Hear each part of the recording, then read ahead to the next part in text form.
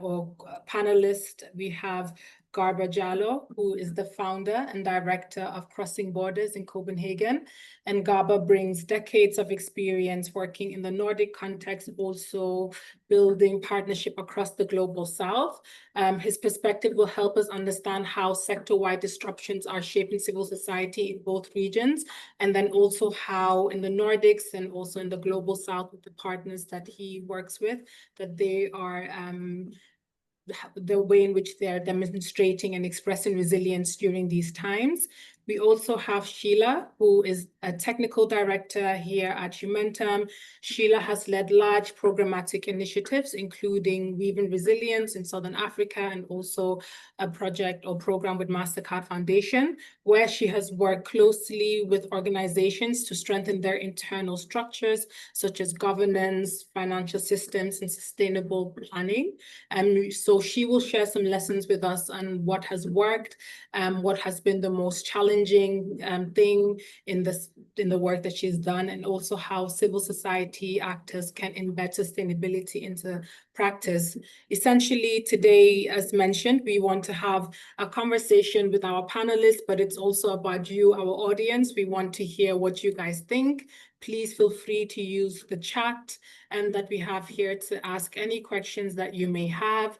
And also at the end of the webinar, we want to give you guys some time to ask some questions also.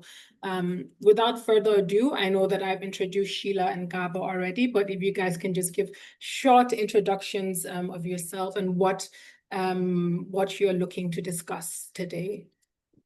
I will start with you, Garba, because you're smiling. Okay, thank you very much. I mean, smile, this is my compass. Without a smile, I cannot find my way, you know. In these more than 90 countries I visited, and then also 5 countries I lived in for a long time, including Qatar, Egypt, Norway, Sweden, and France, and partly also a bit England. So, but it's I'm an African living abroad most of my life.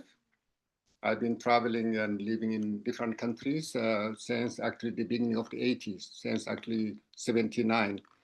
So I'm a global citizen. If you go to our website, everyone introduce themselves. I'm from Gambia, I'm from Guinea-Bissau, I'm from you know, like often Americans say, I am from DC, and I often tell, what is DC, you know? But I'm a global citizen. I'm married to a Norwegian since the early 80s, and we have grown-up kids, and we have a grandchild who's African, Norwegian, Danish, and global. So I believe that we have only one planet. There is no planet B.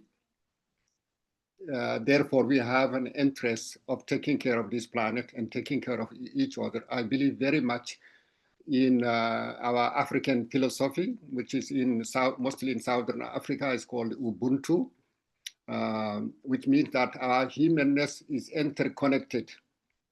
I am because you are, therefore I am. Without you, I'm nothing. And with my talk also, I will tell more about that, how interconnected and our common ground and common survival is connected and interconnected. Otherwise, I'm a full-line cowboy. I started in Mauritania, and I was not supposed to go to school because when I was little, that time, you know, the school was even more colonial than today. So what you were losing at the school was not worth what you were supposed to get there. So that's why I didn't go to school until I was almost 20. So I was more grown up and difficult maybe to bend there, especially these wild Fulanis. So I managed to keep some of our values. I was not totally brainwashed like some of my colleagues who went to school when they were little. Thank you. Thank you very much for that introduction, Garba. I'll now pass it to Sheila. Thanks, Aisha. Thanks, Gaba. So I'm Sheila. I'm based in Nairobi, Kenya. And as Aisha said, I manage some of Humentum's larger programs. And with those programs, we do work with organizations, nonprofit organizations or social impact organizations across Africa. And I'm here just to give some of the insights I've found with working with this organization, some of the challenges. And I know one of the things that have really been consistently coming up with some of the work we are doing supporting these organizations in the larger programs is on financial sustainability. I think in the last few months, it's been one of the key things that most organizations have kind of come up and said, we really need to look at our financial sustainability. We need to think differently. And so I'm just here to give some of the experiences, some of what we've seen working, and just to share, hopefully to also have a takeaway for somebody. Thank you. Over to you, Aisha. Thank you very much both for the introductions. I think from what you had mentioned, Garba, about Ubuntu and the philosophy of Ubuntu and the interconnectedness that we have as people and as a globe. I know you identify yourself as a global citizen, but I think that also very much talks into what we want to talk about today when we're thinking about financial sustainability and in the ecosystem that we find ourselves in with all these different players and stakeholders. Having a ecosystem where there is financial sustainability allows us all to thrive. And what we've seen from the sector disruptions earlier this year is that when one actor has been at risk, it's affected the entire system. So I think it really talks about how we're interconnected and how we're interconnected when it comes to our survival. Garba, on that note, I know that you have worked quite extensively in the Nordics with civil society organizations in the global south also. How have these sector disruptions affected civil society organizations in the context of the Nordics? And then also to add on to that, how has it affected the way in which you have partnered with actors in the global south?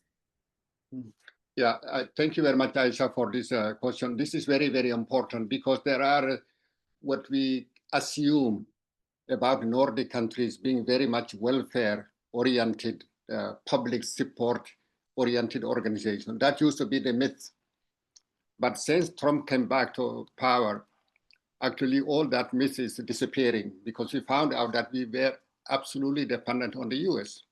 It was not democracy. It was following each other, and then, having the colonial kind of mindset from the US, who's leading the Western world, and by extension to leading also many other countries in the global South who are still practically colonies.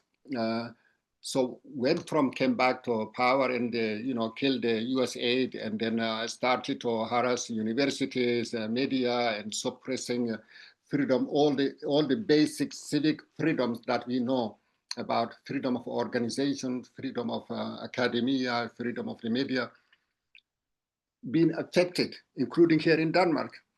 We have now 69 people who are, one of them lost her citizenship. She was born in Germany and adopted to Denmark when she was little. She's a grown-up woman now with 3 kids, but suddenly she commented on a Facebook post that finally, when Iran, for example, responded to Israel, she just finally, and then next day she got in her e-box a letter from the Minister of Justice that she lost her citizenship was not correct. There was some mistake, so she lost her citizenship. Been cases, many cases like that. And recently, just a week ago, the Supreme Court came with a ruling that you cannot just take somebody's citizenship like that, So altogether, that 190 cases where people actually are facing these challenges of losing their citizenship because of looking differently, also by expressing some of their opinions, which are not violence or anything, And we've seen people attacked also in both Norway, Sweden, and here in Denmark because of, trying to act, according to their civic rights, to demonstrate, to organize. Like some of now, it's a big attack and like a witch hunt universities, the University of Roskilde, which is the most progressive university that was established in the early 1970s. Now they are having huge problem. If you have something looking like a watermelon, you know, which is looking like the Palestinian flag, then you might be really, you will be called by the rector, and then you will be challenged, or you might even lose your job. So there are a lot, it's not as horrible as the US, but it's reaching here. It shows actually, especially in Denmark, our government is very, very much afraid because they've been colonizing Greenland, which is a huge, actually, continent. It's not a country, with 56,000 inhabitants, and then a smaller island called Faroe Island. Trump said that he wanted to take Greenland, and he could take it by force because he needed for his national security and international security. So Denmark is very much afraid of opposing or not following the US because Trump might come and take the whole thing. Now you see last week at the UN General Assembly, a lot of countries, including France, Australia, UK, recognize the state of Palestine, except Denmark. Denmark, they put so many conditions, you know, on people who are oppressed. So a lot of things, and in the media, the journalists are becoming, you know, like last night I was telling my wife, these journalists are becoming like griots, you know. They just repeat what the leader is saying, you know, and so it's, and then also we are facing a lot of financial challenges. You know, we used to get crossing border, we used to get about 50% of our funding from the Ministry of Foreign Affairs. We have not gotten a single dime since 2014. From January 2014 up to now, we have not gotten anything. So everyone is facing challenges. Of course, some face more challenges than others, but it's a challenging. And the myth, the assumption of you know, having flat structure and you know, freedom of you know, and then that the government believe that civil society organization cover so much in the needs, you know, of the population, and they are the ones who are speaking on behalf of the population and defending the right of the population. So it's civic spaces are shrinking here, not maybe as in other countries, but actually sometimes when I reflect on what's going on in Africa, I feel that it's much better. If you look at Gambia, it's better now than under Jammeh. If you look at many other countries, better now, but in Europe, actually, we are going backward.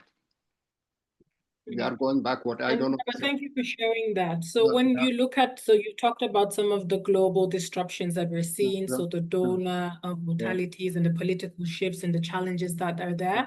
How has it now shaped the way in which Nordic-based civil society organizations like Crossing Borders are thinking about financial sustainability? Because you still have a very important mandate. As you talked about, civil society is almost the backbone of societies. They're the watchdogs of society. They still do the important work. And in order to do that important work, you need resources to implement it. So has these global disruptions that we're seeing, how are you reimagining, and other actors that are on the ground in Copenhagen or elsewhere, thinking about financial sustainability to sort of, you know, be innovative during these very trying times? Yeah, I mean, definitely. I mean, when people are, if you lock this room now, windows and the doors, I have to find a way out. So it's like that. We are finding a way out because the human imagination has no limit. So one of the things that we are doing now, and suggest that fellow civil society organizations in the global south, and especially in Africa, to do is to rethink really how can they protect and take care and help their babies, because NGOs, when you work in the NGOs, it's not just a normal job. You know, I've been working in the NGO sector for 40 years. Actually, I don't think I ever had a single day holiday.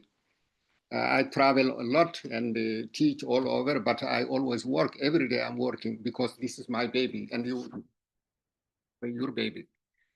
So if you are going to the civil society organization and you see that they have the most important role to play. They are not looking for power, they are not looking for money, but they are looking for representing the society and then the well-being of the society. Then you cannot give it up. So, but then if there is no funding, especially those who are sitting in the money are not interested in that, they are interested more in making money, and and they have this greed that that they don't have enough is not enough, never enough.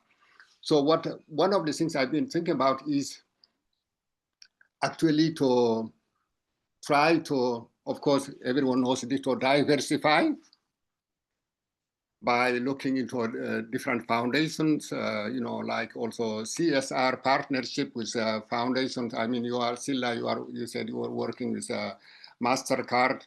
One of our partners in Ghana used to be called, they call it Yota now. They got a lot of money from MasterCard, to train people, entrepreneurship and things, to look for other funding sources by diversifying.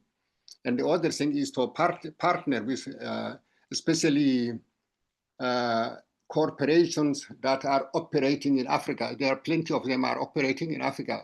Many are still skeptical because they have this image that you go to Africa, they will, some Nigerian kids will steal you and take your money or something. But it's not true.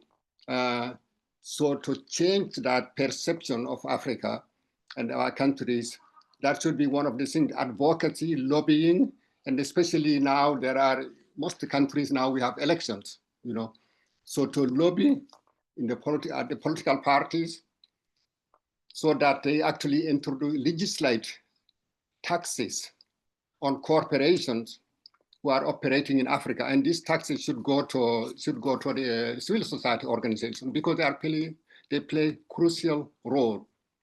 The other thing is that actually also to organize, because the more you organize, the more power you have to organize joint forces within countries, individual countries, but also across Africa and across the global South, or even across the global North. Now we have the internet, we have all this digital platform, like now we are talking here. So to organize across the world continent, to push for, actually in the national budget, there should be certain amount, maybe 50% or 25% should be earmarked for civil society organizations who are representing and working for the people. Then the other thing is actually, most of the people like you are so smart, you have so much experience, we start to sell what we have, including giving lectures and getting paid. They charge companies and organizations so that they pay to the civil society organizations. Sometimes you have some expert here from Denmark or from Western countries. They go to Africa, they get malaria, they do almost, maybe they don't do anything, but they end up earning $100,000 or whatever, just by going there and sweating a bit and killing a few mosquitoes. So it's very, very important to organize, because organization is power, and then it's politics, and politics is not just about good ideas, but about numbers. That's why you have some strange people like Trump sitting there, now bullying his country and the countries around the world, and disrespecting international laws and rules and human rights and things, as you've seen what happened last week in the UN, war criminals standing in front of the world and then insulting the UN. And the countries, many countries left, more than 50%, they walked away when Netanyahu talked, but others sat there and collapsed like this, So there is no limit what we can do if we organize and put our heads together and recognize that we know something that more than anybody. If civil society organizations are living with the people, so they have a valuable knowledge that nobody has, and that government cannot do it. Here, for example, in Denmark, if the civil society is going on a strike, or even just a volunteer go on a strike, the country will be paralyzed. So how can we find a language, common message, a common way of, organizing together around our common interest? So those are some of the things, and many other things also one can do, Thank you, Garba. Thank you. And I think a key thing there is, to organize, to be innovative. As you said, if you're locked in a room, you will find a way out. And what I also really take from what you said is about making sure that the local actors have the resources enough to create solutions for themselves. So in some of the solutions that you talked about, it's looking at how do we ensure that there are some legislative changes in different countries in the global south where businesses have to contribute towards CSR. So I think stuff like that are very important because, again, it's ensuring that local actors become more resilient. Local actors can look at financial sustainability from the sense that they have a bit more control on where the finances are coming from, because we've seen from what's happened, and you've talked about it in your context in Denmark, 50% of your funding was coming from, you mentioned the Ministry of Foreign Affairs, and when it had stopped, it had a huge toll because it was from an external stakeholder. So when you really are able to diversify your funding and have control of your funding streams, this is something that I believe can lead to financial sustainability. This brings me to asking Sheila a few questions here about financial sustainability. I know that you've worked quite extensively on large profile programs in the past few years here at Humentum, and I know you've worked elsewhere. From your experience in leading these large-scale initiatives, how do you think that these sector disruptions and the political shifts that we're seeing have shaped in which civil society organizations in the global south are approaching financial sustainability? Thanks so much, Aisha. And maybe just to see generally just what we've been able to witness, as also Gaba has said, and I know a lot of the organizations that are participating here have felt it. One, we've clearly seen that donor priorities are shifting. A lot of the bilateral donors are reducing international aid. We've had over and above a lot of the countries just saying they're cutting down on their budgets. Getting unrestricted funding has also become increasingly more and more difficult. Not only that, we've had economic pressure. So this drives up inflation, which makes operational costs even higher. And then because of economic pressure, you're also seeing individuals and corporate giving reducing. So basically the funding landscape looks like we have just less money that is available.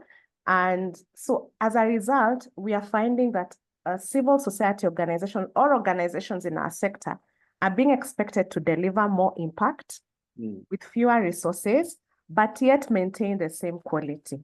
And on top of that, because the government is also reducing their support on the socials in terms of social services, you're finding there are more and more vulnerable communities coming up, and they are also more and more relying on the nonprofits. So what this has happened is that with the organizations we are working with, there's been a lot of discussions and wanting for support on how do they remain financially sustainable even after the funding cycle has ended. So that has become a key discussion point, because even as we speak, we've been able to see that we've been told to prepare for more prolonged uncertainty and to strengthen our financial resilience. So financial resilience and financial sustainability is now becoming like a key strategic issue, not just to be discussed as a finance issue, but no, it's even becoming more of a leadership and a governance issue that has to be discussed all the way from the board level. And it's not looking at financial sustainability, how do we survive today, but how do we ensure that our mission keeps going 5-10 years down the line, even without maybe donor funding? How do we think of revenue diversification? How do we think of having long-term financial strategy? So those are some of the things we are seeing, Aisha, with the organizations that we are working with. And I like that you talked about financial resilience and financial sustainability, because for me, I think there's a clear distinction between the two.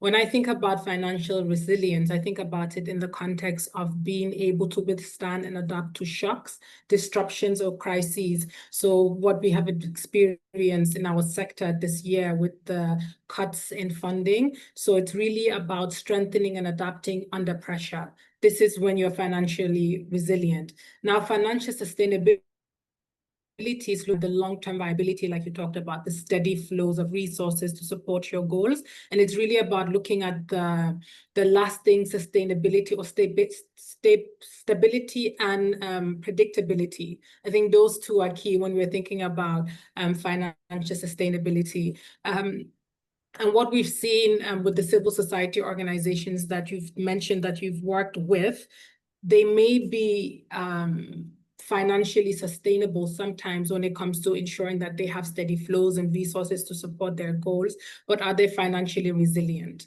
Are they resilient in the sense that if those fundings stop, are they going to be able to adapt to those shocks and those crises? And one thing that you mentioned, Sheila, that I took note of here that I think is key is that how are organizations going to thrive outside of programs? How are organizations going to thrive outside of funding that they're giving? When they have funding, they'll be able to deliver their mandates. They will be able to implement the activities and take care of all of the internal structures that they have, which is great. But how do we ensure now that we take it to the next step to make sure that these organizations have longevity, they have stability, they have a resource base, and that they're autonomous? From your experience, and I know we talked about this earlier today, Sheila, when we're looking at the planning phase, how do we make sure that we're also able to implement things beyond programs and projects? Do you have any examples of how you've done this in the past with any organizations or programs you've worked with? Yeah, Aisha, I think it's important because whenever we work with organizations, it's true, you speak about financial sustainability, you put everybody in a room in an organization and you're able to come up with what you call like a plan, like an action plan where you move the organization from this particular point A to point Z. But now the question is, after you've made your action plan, how do you ensure it's actually being implemented?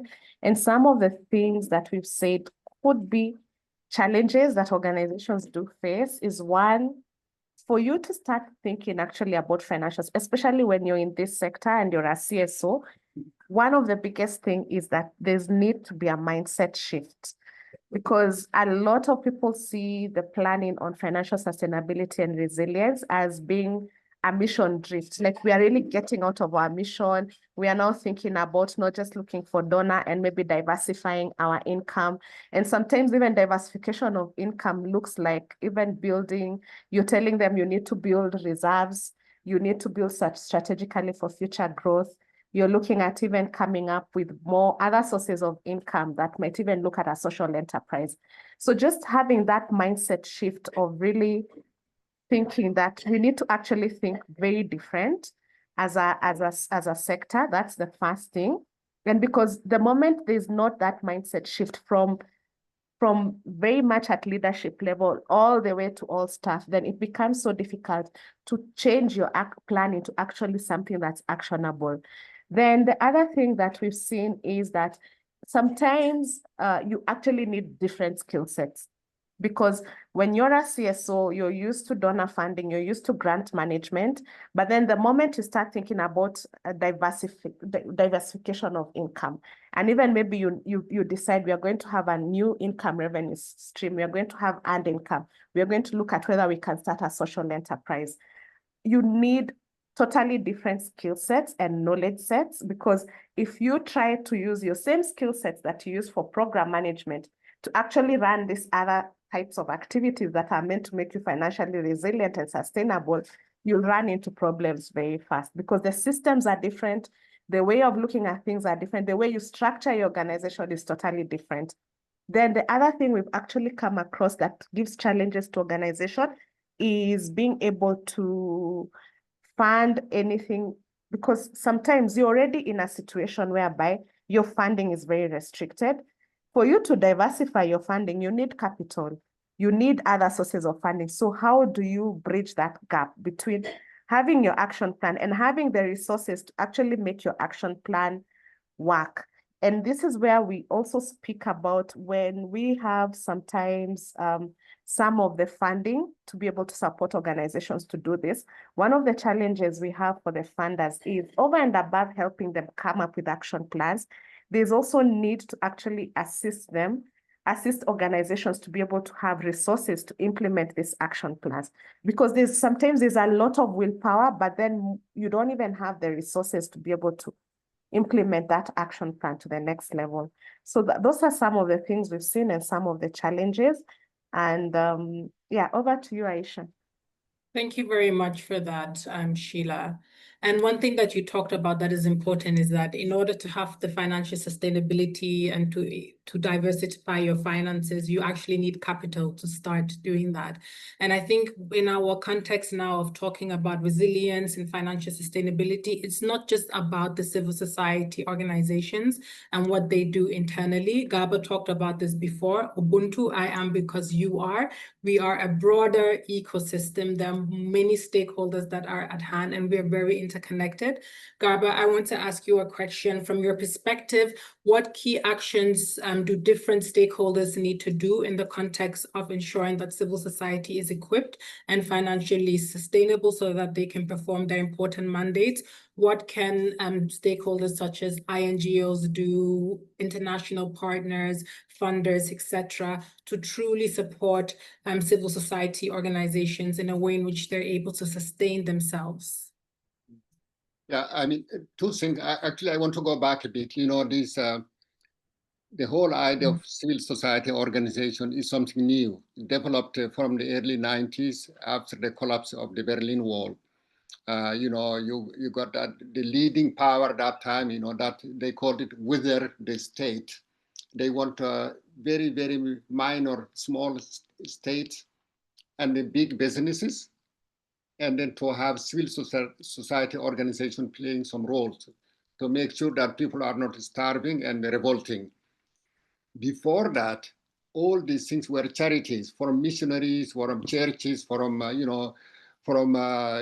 philanthropic, something that going to help, especially in Africa and so on, including the UN system. But then the civil society organization grow into a point that actually they become almost in many countries more important than the state, because the state was just repressive, they were just hanging into power, and of course they put money there to stay in power. Every government, no matter how protected they are, because they are surrounded like by neighboring countries who will never attack them, like Gambia. You have Guinea-Bissau, you have Senegal. I don't think they will never even dreaming about attacking you. So why we spend something maybe 5 to 7% of the national income in the army?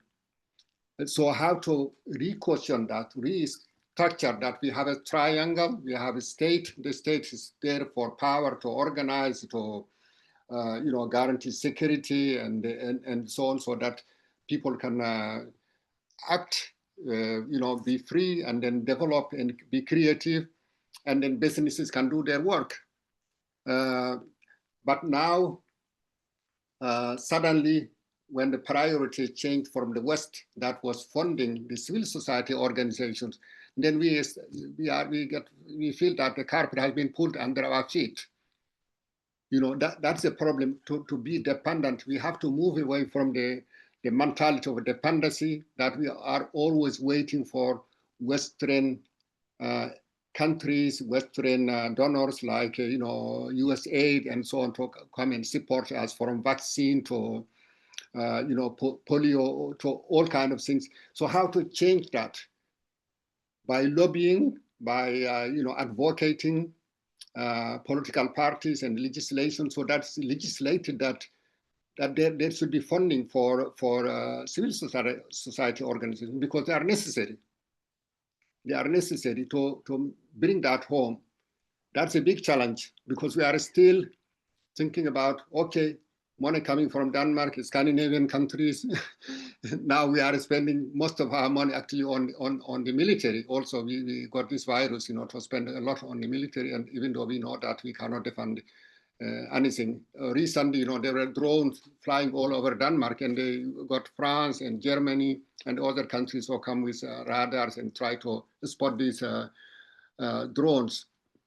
So I think we need to change the landscape, the rule of the game, that there is a need for money for government, but there is as much or even more important need for money for civil society actors, because they are playing a crucial role. Otherwise, the societies would collapse and then there'll be chaos, especially when we have so many young people. You know, in most African countries, more than 70% of the people are under 30. And if these people are not having jobs, training, or education, of course, they will explode. So it's the interest of everybody, and also the world and the foreign companies acting in Africa. So that's why it's good that we have legislation that these companies have to pay certain taxes. This tax money could be earmarked for NGOs and civil society actors. So how to change the mindset so that, because it's not a problem that there's no money. I mean, the world and most countries have never had so much money like today. But then we have biggest challenges because it's a pyramid. Few people have too much and a lot of people have too little, which is not sustainable. So how to make it sustainable, that we have a structure, that there is enough funding for civil society organizations because they are necessary. Yeah. And from the work that you're currently doing at Crossing Borders, we know that a lot of the work that you do is really encouraging dialogue from those in the Nordics and those in the Global South to find solutions. From your experience of what you guys have done, what kind of initiatives or strategies have you seen that effectively support civil society in building this long-term financial sustainability, resilience, autonomy? Because I mean, you are sitting in Copenhagen and you're still working with actors in the Global South and lobbying for all of these things that you have mentioned here. So we know that, as you've talked about before, partnership is very important because we're all navigating in this same ecosystem and we're, you know, global citizens, as you will say. How have you now used strategies or initiatives to really strengthen this type of work that you've mentioned? Yeah, I mean, one thing we did was actually to shift focus toward the corporations. You know, partnership with corporation. We got quite a big funding from one of the biggest corporations here in Denmark. And then we are developing project proposals to partner with some big corporations because they are interested in the use Greenland, because Greenland is very, very much in the debate now in Denmark. And then also refugees use from, especially from Ukraine, we are getting funding in connection to that, but also we are developing things that you know, respond to the needs that are arising in young people feeling excluded or misrepresented. So we are doing a lot of things in Denmark because also there is a lot of problem in Denmark. A lot of young people with, just now on the 18th of November, we have local elections. And there is 500,000 people in Copenhagen with a foreign background or so-called expats or immigrants. We got some funding to mobilize them to vote because we feel that they are, because if you are in Denmark living legally for 4 years, you can vote in the local elections. And we feel that it's important that they realize how important it is to vote, even though we are aware of the challenges that if you don't see someone looking like you among the candidates, or you have very bad media images and all the political rhetoric and discrimination, that many people withdraw. So we want them actually to be more active and stand up like every citizen and then vote and even be candidate. So we are doing that. And then at the same time also we design a lot of programs on you know, current issues like the UN global goals and also about digital transition and so on. We are having quite a number of schools booking workshops. We have 2, 3, 4 groups now coming in October and November from Czech Republic and from Japan, from Hiroshima. About 60 students are coming. We are running workshops for them about diversity. And then I just got an email now from Italy. There was a teacher who was visiting us. They are bringing almost 30 students and teachers, and they pay for it. So we are doing a lot of those kind of things. And then also we offer it to, we developed a partnership with Copenhagen municipality, that all the schools in the municipal schools, which are about 72 schools, they can book our workshops and the municipality will pay for it. And sometimes we also get funding, in partnership with schools, and we send them to, for example, to Ghana or Uganda. In November, we sent almost 30 students and 3 teachers to Ghana as exchange to see how they understand and deal and try to localize the UN global goals. So we are trying those, and then I give a lot of lectures. I still give quite a lot of them for free, but sometimes I charge, if, especially from the global north, because I said, I think they've collected so much money, so they should pay, to the services that we offer. So try to do that. And then I even mentioned also we should develop some merchandises and sell to companies, and people who want to be members, enhance our membership, so that the more members you get, the more kind of public base you have. So there are many ways. There is no limit that one can think. And the problem for me is not actually that money does not exist, but it's the priorities that are shifting, and that's the problem. And then to change these priorities, those who are the decision makers have to know that there is a price to pay if they try to ignore the civil society actors who are speaking on behalf of the public interest. So things like that. So it's trying to rethink and rethink and rethink, really.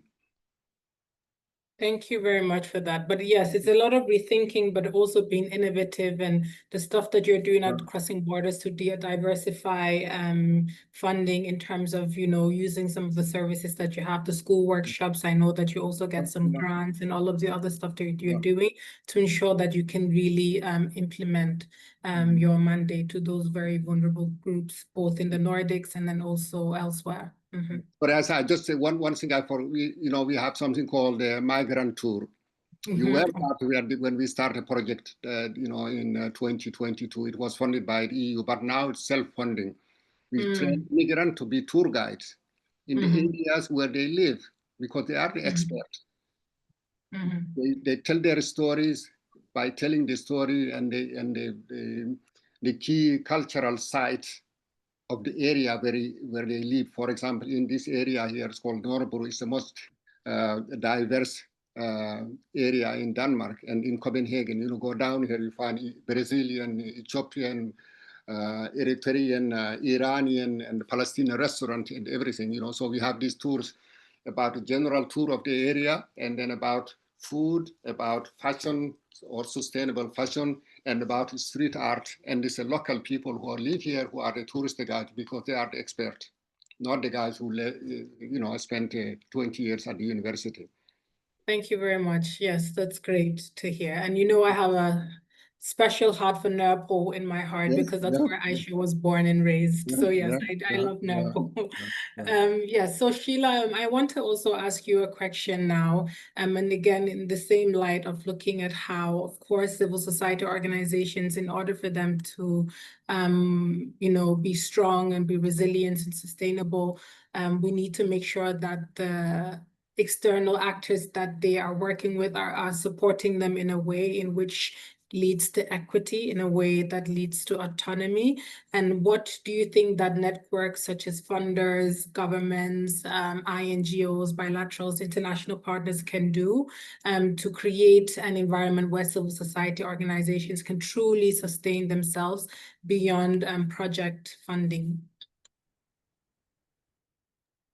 Okay, I think one of the things is, because one of the things we speak to organization is that the quality of your donors, like the quality of funding they actually give, because sometimes that funding can actually weaken the sustainability of the organization. And this is just by the fact that if you have funding that's not allowing that organization to, like, for example, have full cost recovery, then you're doing a disservice to this organization, because you're actually weakening their sustainability. So it's just looking at the kind of funding that is being given. There's a lot of discussion on also having more unrestricted funding and even trust-based funding, because moving towards that also allows these organizations not just to be able to meet their full cost recovery, Some of them are also able to build their reserves, and then now have that money that they are now able to actually now go and implement the program.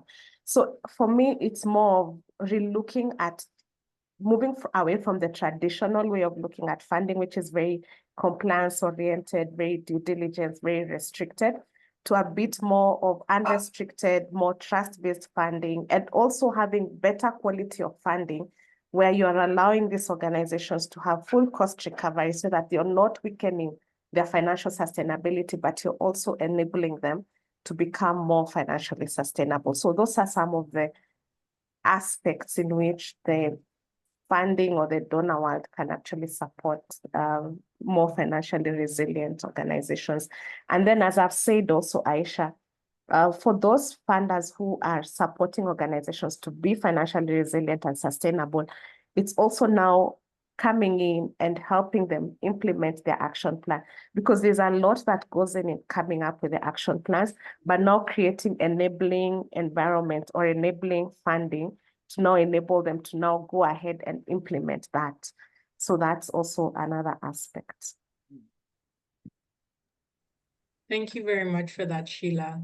And we have about 9 minutes left before we round up this webinar. I want to give an opportunity to our audience to ask any questions. If you have any questions, to put in the chat box, or you can unmute your mic and ask your questions to Sheila and Garba, and please feel free to do so.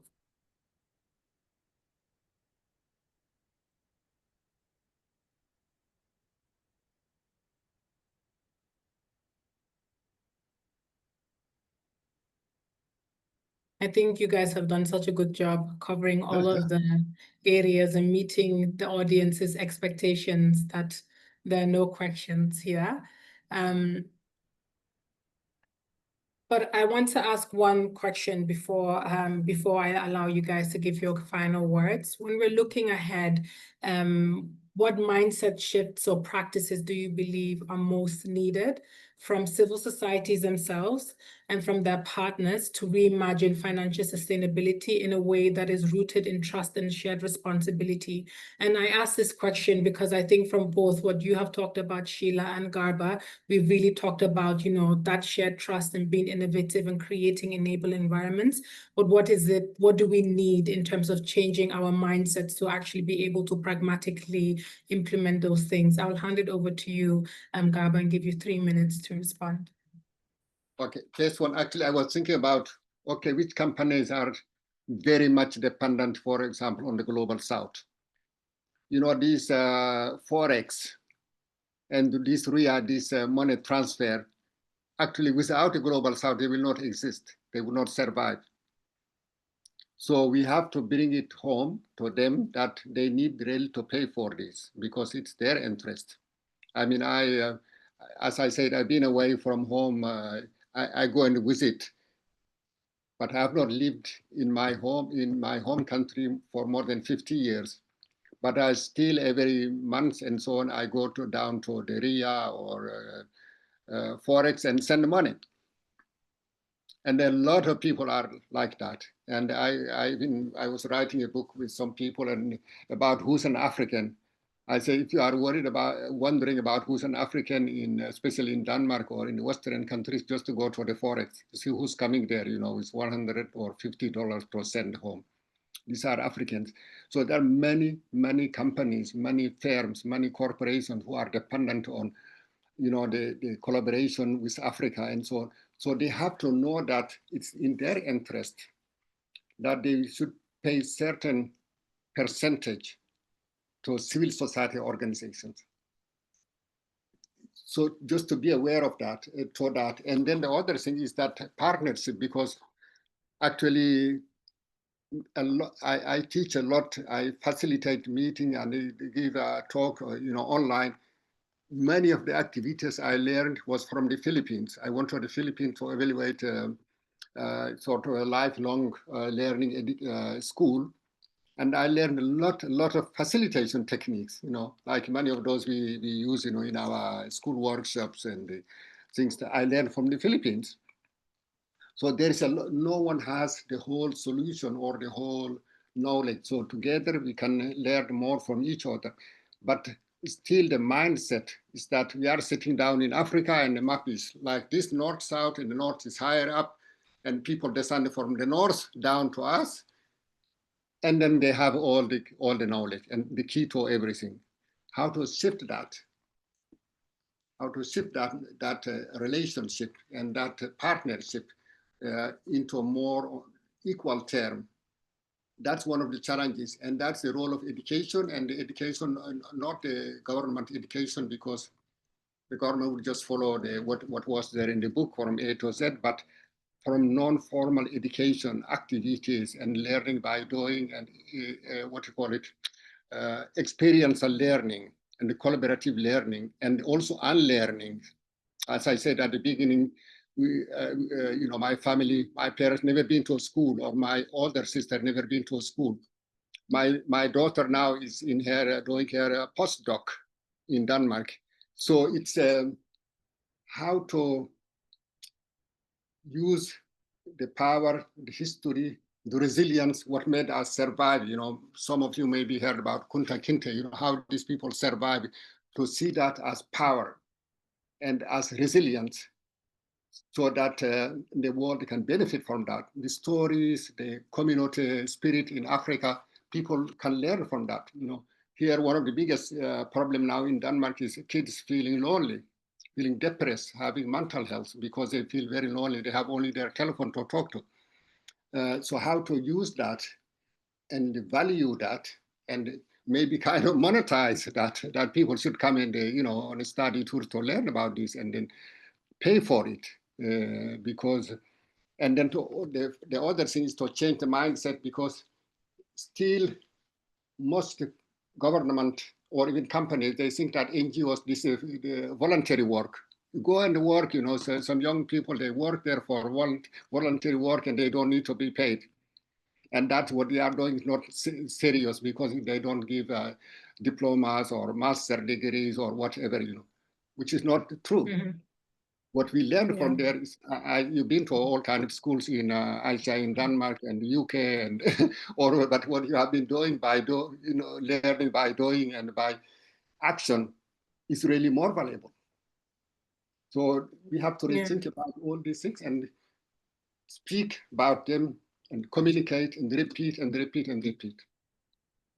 Thank you very much for that, Garba. Sheila, the final question to you is that if you had one message that you want to leave us with, what is the most important ingredient for building financial sustainability that also strengthens trust, genuine partnerships, so that civil societies are not just surviving, but they're thriving in the long run?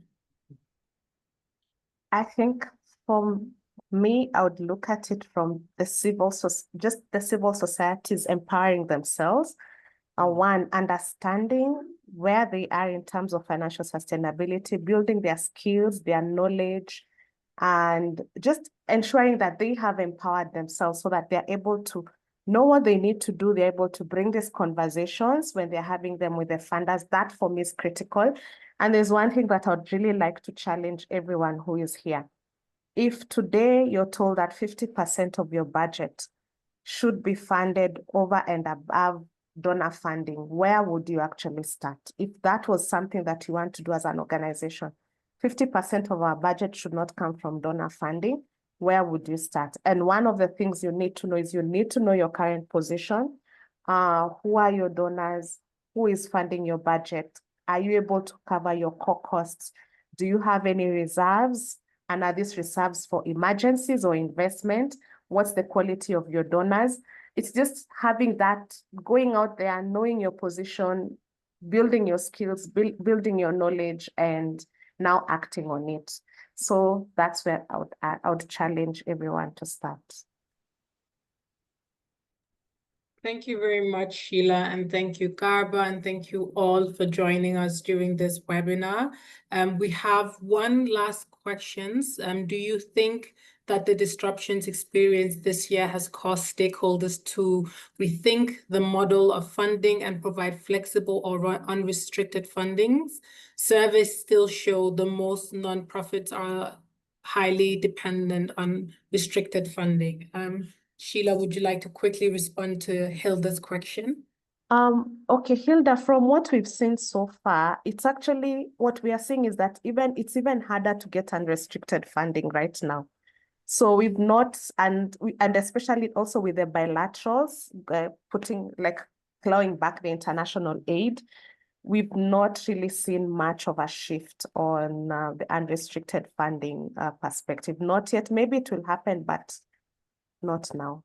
Not yet. Okay. Thank you all very much. I hope that you have a good day, evening, morning, afternoon, wherever you are in the world. And please feel free to engage with us, Sheila and I. You can find us on LinkedIn. Garba is also on LinkedIn. You can find all of those details on the Humentum LinkedIn profile. We will also be recording this, or it is being recorded, the webinar, and we'll be sharing that out so that you can share it with your colleagues or go back to it if necessary. Thank you very much, and I hope you all have a good day. Bye-bye. Thank you. Thank you very Thank much, you. Aisha. Thank you, Sheila. Thank you.